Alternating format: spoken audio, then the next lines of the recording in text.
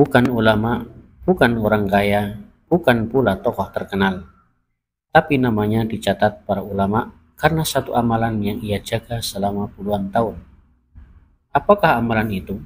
Tidak lain dan tidak bukan adalah salawat kepada Nabi Shallallahu Alaihi Wasallam. Imam Sufyan Ats-Tsauri adalah salah satu ulama besar dalam sejarah Islam. Ia dikenal zuhud, ahli ibadah, dan sangat berhati-hati dalam urusan agama. Suatu hari, di sebuah perjalanan, beliau melihat seorang laki-laki sederhana yang sedang bekerja sebagai tukang kayu. Tapi ada yang menarik dari tukang tersebut. Lisan tukang kayu ini tak henti-hentinya berselawat kepada Nabi Muhammad Shallallahu Alaihi Wasallam.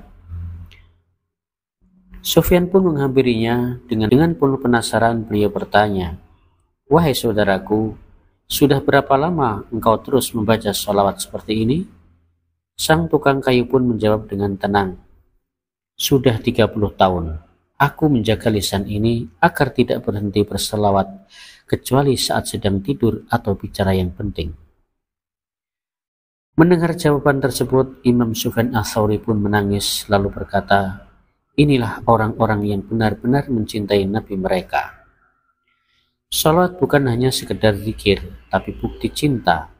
Dan siapa yang mencintai Nabi Shallallahu Alaihi Wasallam dengan tulus, maka ia akan dicintai Allah dan dijaga hidupnya.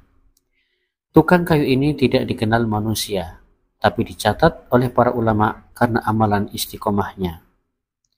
Bukankah Rasulullah Shallallahu Alaihi Wasallam pernah bersabda, "Orang yang paling utama bersamaku di hari kiamat adalah yang paling banyak bersolat kepadaku." Hadis riwayat At-Tirmidzi.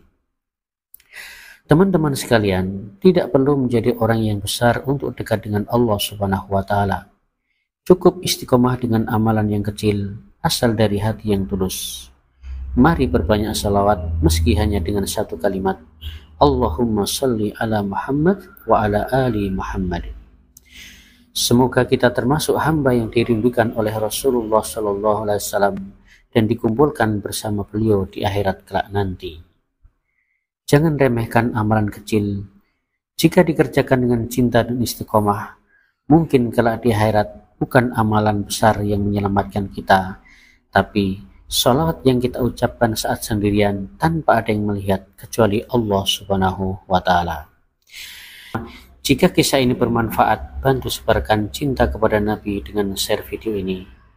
Klik like, subscribe, dan nyalakan lonceng agar tak ketinggalan kisah penuh hikmah lainnya.